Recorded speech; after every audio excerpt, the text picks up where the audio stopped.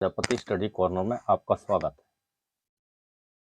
काफ़ी दिनों के बाद हम आज पुनः आपकी सेवा में उपस्थित हैं। भारत का संविधान विषय पर हम चर्चा करते आए हैं अब तक। आज का जो टॉपिक है वह है भाग 4, राज्य के नीति निर्देशक तत्व। राज्य के नीति निर्देशक तत्व कितने महत्वपूर्ण हैं यह हम आज जानना चाहेंगे, और यह दुनिया के संविधानों में, बहुत कम संविधानों में है इसकी व्यवस्था। राज्य के नीति निर्देशक तत्व किस तरह से राज्य को निर्देशन प्रदान करते हैं, आइए हम जानते हैं। तो इससे पहले कि हम चर्चा शुरू करें, एक आग्रह है, यदि आप चैनल में नए हैं तो चैनल को सब्सक्राइब करें और वीडियो को अंत तक देखें। बहुत ही महत्वपूर्ण, हमारे जीवन की प्रत्येक घटना से जुड़ा हुआ है यह टॉपिक, और जो विद्यार्थी हैं उनके लिए भी बहुत आवश्यक है, क्योंकि उन्हें जानना चाहिए राज्य के निर्देशक तत्व परीक्षा की दृष्टि से, प्रतियोगी परीक्षाओं की दृष्टि से, एवं जो कानून के जानकार हैं, रुचि रखने वाले लोग हैं, उन्हें भी यह जानना आवश्यक है। हमारे लिए जो हितकर बातें हैं वह सरकार से कैसे हमें प्राप्त हो सकती हैं। तो आइए हम चर्चा को शुरू करते हैं। भाग 4, राज्य के नीति निर्देशक तत्व। इसमें अनुच्छेद 36 से लेकर के अनुच्छेद 51 तक चर्चा की गई है, और वीडियो थोड़ा लंबा हो सकता है, इसलिए आप अंत तक बने रहें, ध्यानपूर्वक सुनें। इसमें अनुच्छेद 36 में परिभाषा की गई है राज्य की। इस भाग में जब तक कि संदर्भ से अन्यथा अपेक्षित न हो, राज्य का वही अर्थ है जो भाग 3 में है। तो भाग 3 को हम देख लेते हैं थोड़ा सा।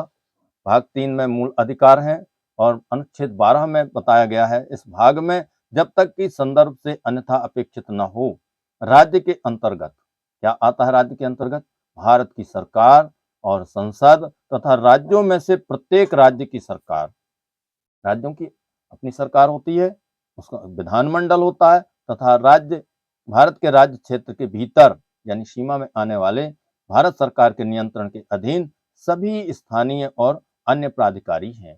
यह राज्य की परिभाषा हुई। अनुच्छेद 37 में इस भाग में अंतर्विष्ट तत्वों का लागू होना, यानी जो तत्व आए हुए हैं उनका लागू होना, इस भाग में अंतर्विष्ट उपबंध किसी न्यायालय द्वारा प्रवर्तनीय नहीं होंगे। न्यायालय इसको प्रवर्तित नहीं कर सकेगा, किंतु फिर भी इनमें अधिकथित कहे गए तत्व देश के शासन में मूलभूत हैं, और विधि बनाने में अर्थात कानून बनाने में इन तत्वों को लागू करना राज्य का कर्तव्य होगा।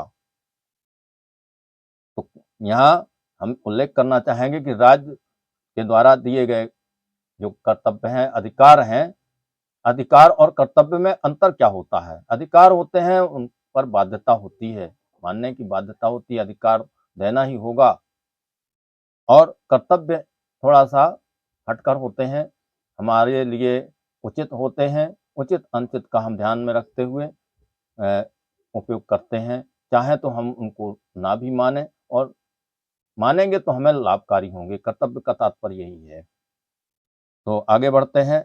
38वां जो अनुच्छेद है, राज्य लोक कल्याण की अभिवृद्धि के लिए सामाजिक व्यवस्था बनाएगा। सबके कल्याण के लिए, सबके कल्याण की अभिवृद्धि करने के लिए, बढ़ाने के लिए समाज को व्यवस्था देगा। इसमें 2 खंड हैं। खंड 1 में राज्य ऐसी सामाजिक व्यवस्था की जिसमें सामाजिक, आर्थिक और राजनीतिक न्याय राष्ट्रीय जीवन की सभी संस्थाओं को अनुप्राणित करे, भरसक प्रभावी रूप में स्थापना और संरक्षण करके लोक कल्याण की अभिवृद्धि का प्रयास करेगा। यह राज्य का कर्तव्य होगा। बढ़ावा देगा सभी बातों को। नंबर 2, राज्य विशिष्टतया आय की असमानताओं को कम करने का प्रयास करेगा। आय की असमानता, किसी को कम पैसा मिलता है, किसी को ज्यादा मिलता है, तो उसके आय के साधनों को बराबर करने का प्रयास करेगा। न केवल व्यक्तियों के बीच, बल्कि विभिन्न क्षेत्रों में रहने वाले, विभिन्न व्यवसायों में लगे हुए समूहों के बीच, लोगों के समूहों के बीच की प्रतिष्ठा, सुविधाओं और अवसरों की असमानता समाप्त करने का प्रयास करेगा। ऐसे नियम बनाएगा, ऐसी व्यवस्थाएं देगा जिससे हमारी असमानताएं दूर हो सकें। अनुच्छेद 39 में राज्य द्वारा अनुसरणीय कुछ नीति तत्व। राज्य अपनी नीति का विशिष्टतया इस प्रकार संचालन करेगा कि सुनिश्चित रूप से यह बिल्कुल निश्चित करना होगा। इसमें कितने खंड हैं? का, खा, गा, घा, ंगा और चा। इस तरह से का में आते हैं पुरुष और स्त्री सभी नागरिकों को समान रूप से जीविका के साधन, पर्याप्त साधन प्राप्त करने का अधिकार हो। यह शासन राज्य द्वारा व्यवस्था दी जाएगी। खा, समुदाय के भौतिक संसाधनों का स्वामित्व और नियंत्रण इस प्रकार बटा हो जिससे सामूहिक हित का सर्वोत्तम रूप से साधन हो। यह राज्य का कर्तव्य होगा। ग, आर्थिक व्यवस्था इस प्रकार चले जिससे धन और उत्पादन साधनों का सर्वसाधारण के लिए अहितकारी संकेंद्रण न हो। जो धन उत्पादन के साधन है ये एक किसी व्यक्ति या संस्था की मुट्ठी में न आ जाए, इसका सबको लाभ मिलना चाहिए। घ, पुरुषों और स्त्रियों दोनों का समान कार्य के लिए समान वेतन हो। स्त्री और पुरुष दोनों के लिए समान कार्य करने पर समान वेतन का प्रावधान रखा गया। यह नहीं हो कि स्त्रियों को अधिक दिया जाए या पुरुषों को अधिक दिया जाए, ऐसा नहीं होगा। इंगा, पुरुष और स्त्री कर्मकारों के स्वास्थ्य, शक्ति का तथा बालकों की सुकुमार अवस्था का दुरुपयोग न हो और आर्थिक आवश्यकता से विवश होकर नागरिकों को ऐसे रोजगारों में न जाना पड़े जो उनकी आयु और शक्ति के अनुकूल न हो। क्या बालकों को स्वतंत्र और गरिमामय वातावरण में स्वस्थ विकास के अवसर और सुविधाएं दी जाए और बालकों और अल्प वय माने कम उम्र के व्यक्तियों की शोषण से तथा नैतिक और आर्थिक परित्याग से रक्षा की जाए। यह संविधान का 42वां संशोधन करके अधिनियम 1976 की धारा 7 द्वारा 3/1/1977 से खंड चा के स्थान पर प्रतिस्थापित किया गया है। बाद में यहाँ पर 39 का अनुच्छेद आता है, समान न्याय और निःशुल्क विधिक सहायता। राज्य यह सुनिश्चित करेगा कि विधिक तंत्र इस प्रकार काम करे, यानी कानूनी तंत्र सिस्टम ऐसा काम करे कि समान अवसर के आधार पर न्याय सुलभ हो, सबको न्याय मिले। और वह विशिष्टतया यह सुनिश्चित करने के लिए कि आर्थिक या किसी अन्य निर्योग्यता के कारण कोई नागरिक न्याय द्वारा न्याय प्राप्त करने के अवसर से वंचित न रह जाए। उपयुक्त विधान या स्कीम द्वारा या किसी अन्य रीति से निःशुल्क विधिक सहायता की व्यवस्था करेगा। 40वां अनुच्छेद, ग्राम पंचायतों का संगठन। राज्य ग्राम पंचायतों का संगठन करने के लिए कदम उठाएगा और उनको ऐसी शक्तियां और अधिकार प्रदान करेगा जो उन्हें स्वायत्त शासन की इकाइयों के रूप में कार्य करने के लिए योग्य बनाने के लिए आवश्यक हों। 41, कुछ दशाओं में काम, शिक्षा और लोक सहायता पाने का अधिकार। राज्य अपने आर्थिक सामर्थ्य और विकास की सीमाओं के भीतर काम पाने के, शिक्षा पाने के, बेकारी, बुढ़ापा, बीमारी और निःशक्तता तथा अन्य अनर्ह अभावों की दशाओं में लोक सहायता पाने के अधिकार को प्राप्त कराने का प्रभावी उपबंध करेगा, व्यवस्था करेगा। 42वां, न्याय की काम की न्याय संगत और मानवोचित दशाओं का तथा प्रसूति सहायता का उपबंध। राज्य काम की न्याय संगत और मानवोचित दशाओं को सुनिश्चित करने के लिए प्रसूति सहायता के लिए उपबंध करेगा, जैसा कि हमारी सरकार करती है। जच्चा बच्चा के लिए व्यवस्था है अस्पतालों में और चिकित्सा केंद्र तक ले जाने के लिए वाहन की भी व्यवस्था की गई है जननी सुरक्षा योजना के अंतर्गत। 43वां बिंदु, कर्मकारों के लिए निर्वाह मजदूरी आदि। राज्य उपयुक्त विधान या आर्थिक संगठन द्वारा किसी अन्य रीति के, कृषि के, उद्योग के या अन्य प्रकार के कर्मकारों को काम, निर्वाह मजदूरी, शिष्ट जीवन स्तर और अवकाश का संपूर्ण उपभोग सुनिश्चित करने वाली काम की दशाएं तथा सामाजिक और सांस्कृतिक अवसर प्राप्त कराने का प्रयास करेगा। विशिष्टता ग्रामों में कुटीर उद्योगों को वैयक्तिक या सहकारी आधार पर बढ़ाने का प्रयास करेगा। जैसा कि अचार, बड़ी, पापड़, मुरब्बा आदि, अगरबत्ती वगैरह बनाने के लिए ये सब सरकार मदद करती है। आर्थिक सहयोग बैंकों के द्वारा भी मिलता है और इसको सरकार मान्यता देती है। विपणन वगैरह में भी सहायता करती है। 43 का उद्योगों के प्रबंध में कर्मकारों का भाग लेना। राज्य किसी लोग उद्योग में लगे हुए उपक्रमों, स्थापनों या अन्य संगठनों के प्रबंध में कर्मकारों का भाग लेना सुनिश्चित करने के लिए उपयुक्त विधान द्वारा किसी अन्य रीति से कदम उठाएगा।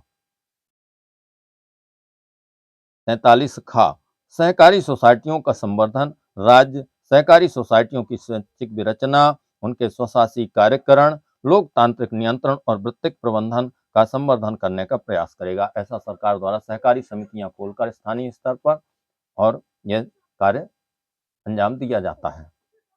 यह यहाँ पर बिंदु क्रमांक 5 संविधान 42वां संशोधन अधिनियम 1976 की धारा 9 द्वारा 3/1/1977 से अंतः स्थापित किया गया और 6वां संविधान 97वां संशोधन अधिनियम 2011 की धारा 3 द्वारा अंतः स्थापित 15/2/2012 से प्रभावी। तो इस तरह से हम ये अनुच्छेद 43 का और खा के संबंध में जानकारी प्राप्त कर लिया। अब हम अनुच्छेद 44 की बात करते हैं। नागरिकों के लिए समान सिविल संहिता। राज्य भारत के समस्त राज्य क्षेत्र के नागरिकों के लिए एक समान सिविल संहिता प्राप्त कराने का प्रयास करेगा। 45 अनुच्छेद 6 वर्ष से कम आयु के बालकों के लिए प्रारंभिक बाल्यावस्था देखरेख शिक्षा का उपबंध। इसके अंतर्गत झूला घर, आंगनवाड़ी केंद्र की व्यवस्था की जाती है। राज्य सभी बालकों के लिए 6 वर्ष की आयु पूरी करने तक होना चाहिए। यहाँ मुद्रण त्रुटि है। प्रारंभिक बाल्यावस्था देखरेख और शिक्षा देने के लिए उपबंध करने का प्रयास करेगा। अनुच्छेद 46 में अनुसूचित जातियों, अनुसूचित जनजातियों और अन्य दुर्बल वर्गों यानी कमजोर वर्गों की शिक्षा और अर्थ संबंधी या धन संबंधी हितों की अभिवृद्धि बढ़ावा देने के लिए राज्य जनता के दुर्बल वर्गों के विशिष्टता, अनुसूचित जातियों और अनुसूचित जनजातियों के शिक्षा और अर्थ संबंधी हितों की विशेष सावधानी से अभिवृद्धि करेगा। इसके लिए शासन प्रशासन विशेष सुरक्षा प्रदान करता है। किसी की संपत्ति या कोई व्यवसाय में किसी प्रकार का नुकसान पहुंचाने की कोशिश न कर सके और सामाजिक न्याय और सभी प्रकार के शोषण से उनकी संरक्षा करेगा।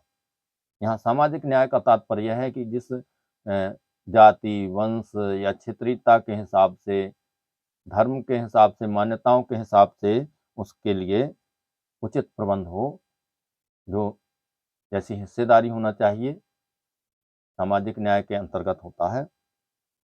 तो किसी प्रकार का शोषण ना हो, इसकी सुरक्षा ये राज्य के द्वारा की जाएगी। अनुच्छेद 47 में पोषाहार स्तर और जीवन स्तर को ऊंचा करने तथा लोक स्वास्थ्य का सुधार करने का राज्य का कर्तव्य। राज्य अपने लोगों को पोषाहार स्तर और जीवन स्तर को ऊंचा करने और लोक स्वास्थ्य के सुधार को अपने प्राथमिक कर्तव्यों में मानेगा, जैसा कि सरकार द्वारा किया जाता है। स्थानीय स्तर पर आंगनवाड़ी केंद्र, झूला घर के माध्यम से धात्री महिलाओं को, बच्चों को पोषाहार दिया जाता है और सरकारी विद्यालयों में मध्याह्न भोजन की भी व्यवस्था की जाती है, जिसमें कि तमाम पोषण संबंधी मानकों का ध्यान रखा जाता है। तो ये शासन के राज्य के नीति निर्देशक तत्वों के अंतर्गत है और ये राज्य अपने लोगों के पोषाहार स्तर और जीवन स्तर को ऊंचा करने और लोक स्वास्थ्य के सुधार को प्राथमिक कर्तव्यों में मानेगा और राज्य विशिष्टता, मादक पेयों और स्वास्थ्य के लिए हानिकारक औषधियों के औषधीय प्रयोजनों से भिन्न उपभोग का प्रतिषेध करने का प्रयास करेगा। हम देखते हैं बीच बीच में समाचार में आता रहता है कि कुछ दवाइयाँ जो नुकसानदायक पाई गई हैं, उनकी बिक्री पर या बनाने पर सरकार ने रोक लगा दी है। यह इसी के तहत हुआ। 48वां अनुच्छेद कृषि और पशुपालन का संगठन। कृषि बहुत महत्वपूर्ण है, हमारा देश कृषि प्रधान है, तो इसके लिए सरकार विशेष व्यवस्था देती है। और पशुपालन के लिए संगठन। तो राज्य कृषि और पशुपालन को आधुनिक वैज्ञानिक प्रणालियों से संगठित करने का प्रयास करेगा और विशिष्टतया गायों और बछड़ों तथा अन्य दुधारू और वाहक पशुओं की नस्लों के परिरक्षण और सुधार के लिए उनके वध का प्रतिषेध करने के लिए कदम उठाएगा। सरकार द्वारा इस क्षेत्र में बहुत कार्य किए जाते हैं। कृषि विस्तार अधिकारी जैसे पदों की नियुक्ति की जाती है और पशुपालन के लिए ये जो पशु चिकित्सा केंद्र हैं उन पर उन्नत किस्म के उन्नत नस्लों के जो सीमेन वगैरह उपलब्ध कराए जाते हैं। कृत्रिम गर्भाधान के माध्यम से ये अच्छी नस्लें उपलब्ध कराई जाती हैं। तो इस तरह से ये सरकार इनका पालन कर रही है। ऐसे 48 का पर्यावरण का संरक्षण और संवर्धन और वन तथा वन जीवों की रक्षा।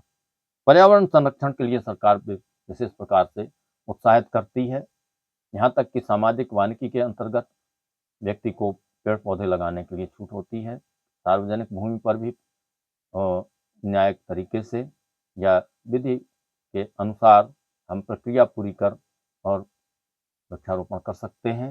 वृक्षारोपण के लिए पौधे भी उपलब्ध कराए जाते हैं, जमीन भी उपलब्ध कराई जाती है और इसके लिए हम वन्य जीवों के संरक्षण के लिए भी किसी भी जीव की अकारण हत्या नहीं कर सकते हैं। इसके लिए कानून बनाया गया है। तो इसके लिए दंडनीय अपराध मानते हुए दंड की भी व्यवस्था है। तो इसके लिए बढ़ावा देने के लिए बीच बीच में सरकार बहुत प्रयास करती रहती है। दुर्लभ प्रजातियों की सुरक्षा के लिए भी अभयारण्य बनाए गए हैं, जैसे कि टाइगर रिजर्व वगैरह हैं। तो ये सब हमारी सरकार प्रयास करती है। 49 अनुच्छेद क्रमांक 49 राष्ट्रीय महत्व के संस्मारकों, स्थानों और वस्तुओं का संरक्षण। संसद द्वारा बनाई गई विधि द्वारा उसके अधीन राष्ट्रीय महत्व वाले घोषित किए गए कलात्मक या ऐतिहासिक अभिरुचि वाले प्रत्येक संस्मारक या स्थान या वस्तु का यथास्थिति लुंठन, विरूपण, विनाश, अपसारण, व्ययन या निर्यात से संरक्षण करना राज्य की बाध्यता होगी। किसी भी हम ऐतिहासिक महत्व की कलाकृति पर ना तो कुछ जोड़ सकते हैं, ना उसको तोड़ सकते हैं। लुंठन करना यानी उसको रगड़ना, रगड़ करके उसको सोचें कि हम चमकाने का प्रयास करें या कि उसको हम कुछ फेरबदल करने का प्रयास करें छेनी हथौड़े की मदद से, तो ऐसा करना ठीक नहीं है। ये कानून की दृष्टि से गलत होगा। तो राज्य सरकार उसका संरक्षण करती है। हाँ, ये कहीं क्षतिग्रस्त हो गया है तो उसको जोड़ने का या उसको माने सुरक्षित करने का प्रयास हम कर सकते हैं, लेकिन हम ये सरकार की अनुमति से ही होगा। अगला अनुच्छेद 50वां है कार्यपालिका से न्यायपालिका का पृथक्करण। कार्यपालिका अलग और न्यायपालिका अलग। न्यायालय अपना कार्य अलग करेगा कानून बनाने के लिए और उसको लागू करने के लिए जो संस्थान है वो अपना अलग काम करते हैं। पृथक्करण राज्य की लोक सेवाओं में न्यायपालिका को कार्यपालिका से पृथक करने के लिए राज्य कदम उठाएगा। एक दूसरे में के कार्यों में किसी प्रकार का दखल ना हो, यह व्यवस्था राज्य करेगा। 51वां जो बिंदु है वह विदेश नीति से संबंधित है। अंतर्राष्ट्रीय शांति और सुरक्षा की अभिवृद्धि राज्य इसमें का अंतर्राष्ट्रीय शांति और सुरक्षा की अभिवृद्धि ऐसा कोई कदम सरकार नहीं उठाएगी जिससे कि अंतर्राष्ट्रीय सुरक्षा को खलल पैदा हो। खा राष्ट्रों के बीच न्यायसंगत और सम्मानपूर्ण संबंधों को बनाए रखने का, जैसे पड़ोसी राष्ट्र हैं या दूर के राष्ट्रों से भी, जैसे जापान, कोरिया या संयुक्त राज्य अमेरिका, रूस आदि देशों से हमारे शांति और सुरक्षा की अभिवृद्धि के लिए ये संबंध बनाए रखना। और संगठित लोगों के एक दूसरे के व्यवहारों में अंतर्राष्ट्रीय विधि और संधि बाध्यताओं के प्रति आदर बढ़ाने का। अंतर्राष्ट्रीय विवादों के माध्यम द्वारा निपटारे के लिए प्रोत्साहन देने का प्रयास करेगा। तो इस तरह आज का यह नीति निर्देशक तत्वों का टॉपिक यहाँ पर पूरा हुआ। आपको अपने विचार और यह वीडियो दूसरों तक पहुँचाने का कार्य करना है। और यदि चैनल में नए हैं तो एक बार पुनः आग्रह है कि सब्सक्राइब अवश्य करें, ताकि हम जब कोई नया वीडियो अपलोड करते हैं तो आप तक तुरंत सबसे पहले सूचना पहुंचे। इसी के साथ यह वीडियो पूरा हुआ। अगले वीडियो तक के लिए अनुमति दीजिए। बहुत बहुत साधुवाद, आभार।